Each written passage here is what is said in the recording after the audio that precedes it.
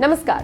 Corona virus की मार झेलने के बाद बॉलीवुड के एक्टर शाहिद कपूर की फिल्म जर्सी इसी महीने 14 अप्रैल के दिन सिनेमाघरों में रिलीज होने वाली थी। हालांकि शाहिद कपूर की जर्सी की रिलीज डेट मेकर्स ने एक बार फिर से बदल दी है।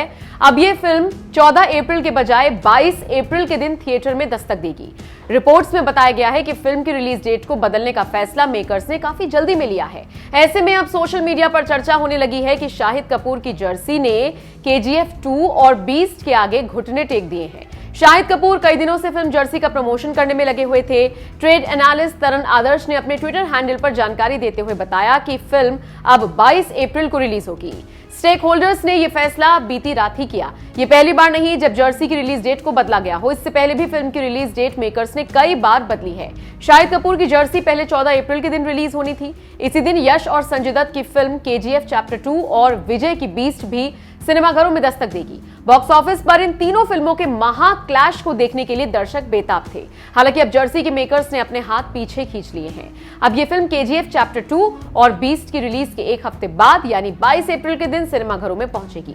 कहना गलत नहीं होगा कि केजीएफ 2 के सामने आने से बॉलीवुड अब डर रहा है। यश की केजीएफ 2 इस साल की सबसे बड़ी फिल्मों में से एक है। ऐसे में इस फिल्म के सामने दूसरी फिल्म को लाना बेवकूफी का काम है। इन दिनों साउथ इंडस्ट्री का दबदबा कुछ ज्यादा ही देखने को मिल रहा है। RRR, पुष्पा की बैक टू बैक सफलता के बाद साउथ का क्रेज दर्शकों में बढ़ता ही जा रहा है। बॉलीवुड भी साउथ इंडस्ट्री के आगे पानी भरता दिख रहा है। बहरहाल फिलहाल ये तो देखने वाली बात होगी कि केजीएफ 2 बॉक्स ऑफिस पर सुनामी लाने में कितना कामयाब हो पाती है। वैसे आप केजीएफ 2 को देखने के लिए कितने एक्साइटेड हैं, हमें कमेंट करके जरूर बताएं।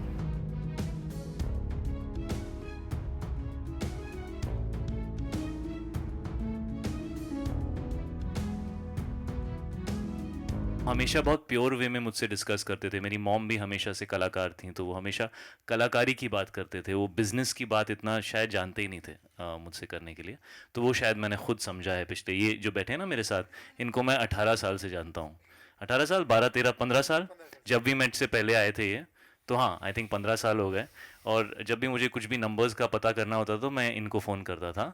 और अब फाइनली ये अपनी पहली फिल्म प्रोड्यूस कर रहे हैं। So I am very proud of Aman. ताली बजा दो यार, प्रोड्यूसर ने Let's, बताया। yeah. आपका भी पहला दिन आएगा, लोग ताली बजाएंगे, अच्छा लगेगा। सो हमेशा नंबर्स ये मुझे बताते थे और धीरे धीरे समझाते भी थे कि अलग अलग जॉनर्स होते हैं, उनके लिए अलग अलग तरह की ऑडियंस होती है। मेरे लिए सबसे ज़रूरी ये है कि मेरी फिल्म की जो ऑडियंस है, मैं उसको मैक्सिमाइज़ कर पाया या नहीं। जितने लोग इस फिल्म या इस सब्जेक्ट को देख सकते थे, समझ सकते थे या इंटरेस्टेड होते, वो इस सब्जेक्ट को देखते हैं या नहीं।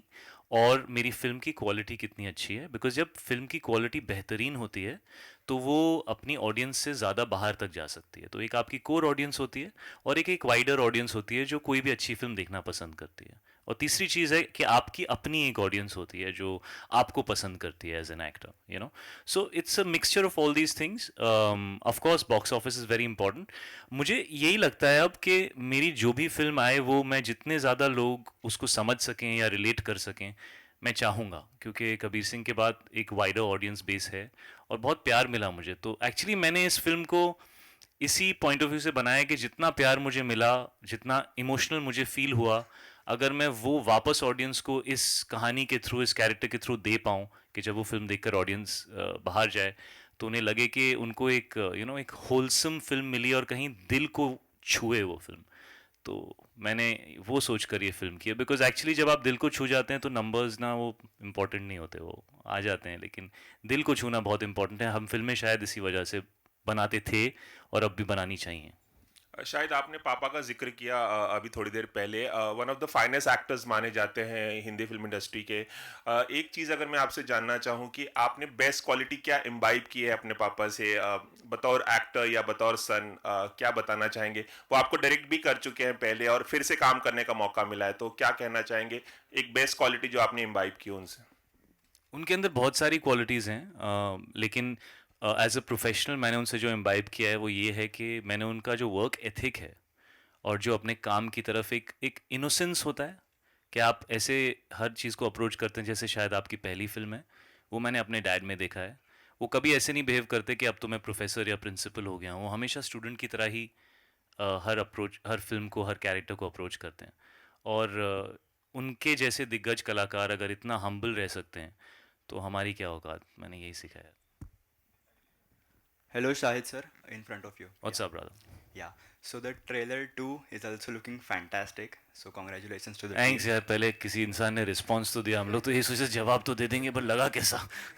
Yeah. So I'm No. so happy you liked it. Thank you. Being a cricket fan, it's look fantastic and अभी तो यंग हूँ फिर भी रिलेटेबल लग रहा है.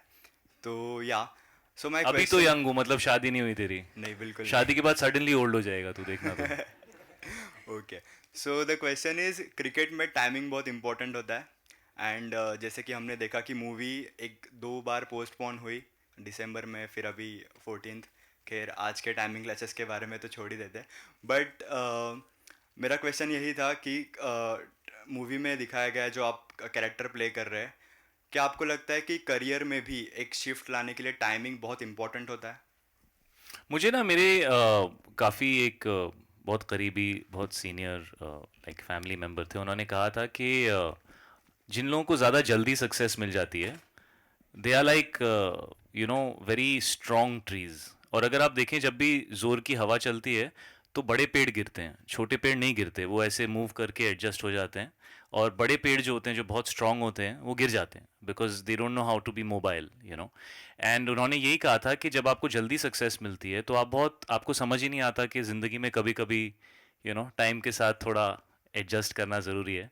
और जब थोड़ा लेट सक्सेस मिलती है तो क्योंकि आप शुरुआत से ज़िंदगी को फ्लेक्सिबली जीना सीख लेते हो कि भाई कभी सक्सेस आएगी कभी फेलियर आएगी, तो लाइफ में आप चलते रहते हो, कोई प्रॉब्लम नहीं होता. तो मुझे उससे ये सीख मिली थी कि कभी कभी थोड़ा लेट अगर सक्सेस आए तो शायद वो ज़िंदगी के लिए बेहतर है, बिकॉज इंसान भी तो अच्छा बनना है और कुछ सीखना भी तो है. सिर्फ सक्सेस लेके क्या करेंगे, हलवा बनाएंगे उसका? ज़िंदगी भी तो जीनी है. जी शाहिद मेरा सवाल आपसे है यहाँ बाप कैसी हैं आप? जी बस इतनी ठीक खूबसूरत लग रही हैं आज आप. Thank you, ये जो thank you बिंदी बेटा. लगाई है ना आपने आपने गेम कर दिया है. हाँ? थैंक यू तो साइड में तू क्यों शर्मा रहा है? तूने थोड़ी बिंदी लगाई है. जी जी तो मेरा सवाल आपसे ये है अभी अभी आपने कहा कि आपके माता पिता दोनों बहुत मेरा दो सवाल है इसी से जुड़ा हुआ. आपने कहा कि मेरे माता पिता दोनों बहुत टैलेंटेड एक्टर्स थे, तो क्या कहीं कोई हैं वो हैं. सॉरी आप सॉरी थे बोलेंगे मुझे घरे चपेट पड़ेगी. sorry, तू होगा थे, हम तो हैं. Sorry my parents are still very much in the zone. दोनों बहुत अच्छे टैलेंटेड हैं. Thank you जी. तो क्या कहीं जो आपने कहा कि उससे कम मैं होड़ नहीं दूंगा जो आपका जो डायलॉग है, और आप क्योंकि आप खुद पिता बन चुके हैं, तो क्या आपके बच्चों जैसे किट्टू ने आपकी पूरी जिंदगी बदल दी एक जर्सी को लेकर, उसी तरह क्या आपके बच्चों ने कुछ ऐसा किया जिसने आपको कुछ आप में बदलाव लाया? सबसे पहले तो आपका बहुत अच्छा सवाल है. और मुझे लगता है कि अगर मैं एक बाप नहीं होता तो मैं शायद इस फिल्म को नहीं निभा पाता जिस तरीके से मुझे निभाना था. शायद ये फिल्म भी मेरे दिल को इसलिए छू गई क्योंकि अब मैं एक पेरेंट हूँ, तो मुझे वो रिश्ता समझ में आता है. क्योंकि जब आप बेटे होते हो ना तो आपको कभी समझ में नहीं आता कि बाप को क्या फील होता है. चाहे आप कितना भी कोशिश करें, वो आपको हमेशा ऐसा लगता है why doesn't he understand me, why does he do this, why does let me be me, I want to be me, ये सब एक तरफ लगता है. लेकिन जब आप बाप बन जाते हो ना तो आपको सब समझ में आने लगता है कि आपके फादर या आपके मदर आपको जो भी कहते थे वो क्यों कहते थे. बिकॉज एक पेरेंट का जो अपने बच्चे की तरफ जो एक इमोशन है, लाइक मुझे ऐसा लगता है कि जब आप अपने 30s में पहुंच जाते हो तो आपकी ज़िंदगी एक खुली किताब होती है जो आप कहीं बीच में हो. अगर 100 पेज की पन्ने की किताब है तो आप कहीं 40-50 पेजेस पे हो. आपका हर रिश्ता जो है वो 40-50 पेजेस का बैगेज लेके चल रहा है. लेकिन जब बच्चे आते हैं तो वो एक नया रिश्ता होता है, उसको आप 1 से फिर से स्टार्ट कर सकते हो, और वो बागडोर आपके हाथ में होती है कि आप उसको कैसे निभाना चाहते हो. तो आई थिंक उसके अंदर एक इनोसेंस होती है जो बचपन में आपको महसूस होता था अपने रिश्तों के बारे में, वो आप फिर से एक्सपीरियंस कर सकते हो एज अ पेरेंट. सो वो चीज़ मैंने आफ्टर बिकमिंग अ पेरेंट समझी कि यार ये तो बच्चा इनोसेंट है, मैं जैसा रहूँगा ये मुझसे वो सीखेगा, और हमारी रिलेशनशिप उसका दारोमदार मेरे ऊपर है. जब मैं बच्चा था तो मेरे पेरेंट्स के ऊपर था उसका दारोमदार.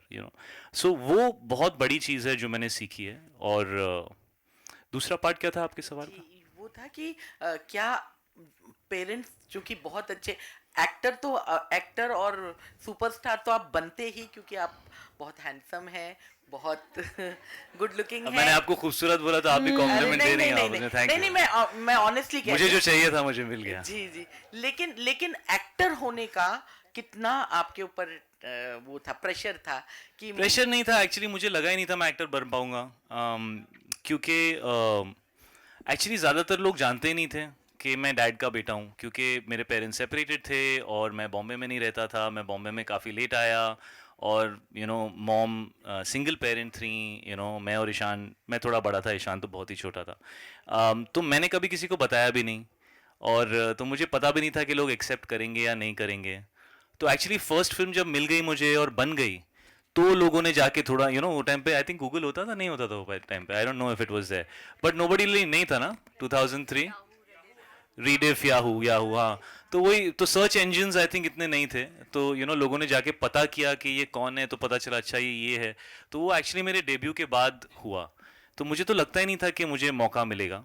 लाइक मृणाल तो फिर भी टीवी की बहुत बड़ी स्टार है। मैं सीरियसली कह रहा हूँ, honestly, she was very very popular on TV. But मेरे लिए तो ऐसे ही था, ये मेरी पहली पिक्चर नहीं चली तो मेरा तो मतलब एकदम आउट हो जाऊंगा मैं। So I think it's a blessing that I am an actor. और मैं जानता हूँ लोग शायद ना माने इस बात को, क्योंकि मेरे पेरेंट्स टेक्निकली एक्टर्स हैं, लेकिन वो ज़्यादा लोगों को नहीं जानते थे।